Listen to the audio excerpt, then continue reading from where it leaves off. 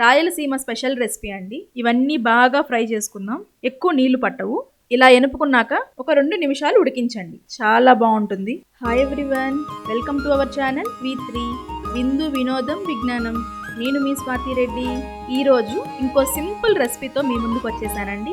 అదే బీరకాయ పుల్లకూర. ఇది రాయలసీమ స్పెషల్ రెసిపీ అండి. దీనికి కావాల్సిన పదార్థాలు చూసేద్దాం రండి. ముందుగా 250 గ్రాములు బీరకాయ తీసుకున్నాను.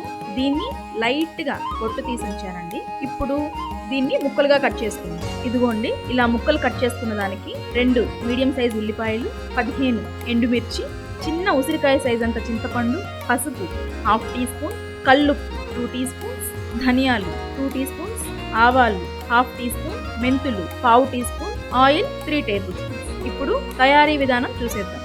ముందుగా కుక్కర్ పెట్టి ఆయిల్ వేసుకుందాం. ఆయిల్ హీట్ అయ్యాక మెంతులు, ఆవాలు, ధనియాలు వేసి లైట్ గా వేయించి ఎండుమిర్చి వేసుకుందాం. ఇలా తుంచి వేసుకోండి. ఎండుమిర్చి ఎనుపుకోవడానికి ఈజీగా ఉంటుంది. ఇవన్నీ బాగా ఫ్రై చేసుకుందాం. బాగా ఫ్రై అయ్యాక కట్ చేసి పెట్టుకున్న ఆనియన్స్ వేసి కలపండి. తరువాత కట్ చేసి పెట్టుకున్న బీరకాయ ముక్కలు వేసి కలుపుకోండి. తరువాత పసుపు వేసి కలుపుకోండి. లాస్ట్ లో చింతపండు వేసి కొంచెం వాటర్ పోసుకోండి. ఎందుకంటే బీరకాయ ఉడికేటప్పుడు నీళ్లు వదులుతాయి కాబట్టి ఎక్కువ నీళ్లు పట్టవు. ఇప్పుడు మూత పెట్టుకొని 3 to 4 విజిల్స్ మీడియం ఫ్లేమ్ లో ఉడకనివ్వండి. చూసారా, బాగా మెత్తగా ఉడికిపోయింది. ఒకవేళ వాటర్ ఎక్కువగా ఉంటే ఏం పర్వాలేదు, తీసి పక్కన పెట్టుకోండి. అప్పుడు ఎనుపుకోవడానికి ఈజీగా ఉంటుంది. ఇప్పుడు కల్లుప్పు వేసుకొని బాగా ఎనుపుకున్నాను దీన్ని.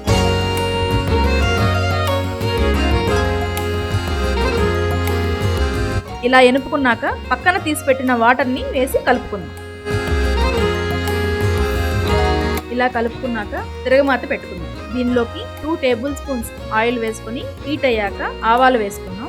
ఆవాలు చిట్లాక సన్నగా తరిగిన కొద్దిగా ఆనియన్ మరియు జీలకర్ర వేసుకొని ఆనియన్ గోల్డెన్ బ్రౌన్ వచ్చే వరకు ఉంచి లాస్ట్లో కొద్దిగా కరివేపాకు వేసుకొని దించేయండి. తిరగమాతని పుల్లకూరలో వేసి కలుపుకొని ఒక 2 నిమిషాలు ఉడికించండి. వాస్తవానికి రాయలసీమలో కూర వడియం వేస్తారండి. మేము కూడా ఈ తిరగమాత వడియం వాడతాం.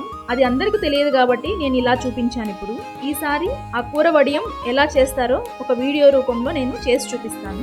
ఈ విధంగా బాగా ఉడికాక అలా కలుపుకొని ఇలా ప్లేటింగ్ చేసేసుకుందాం.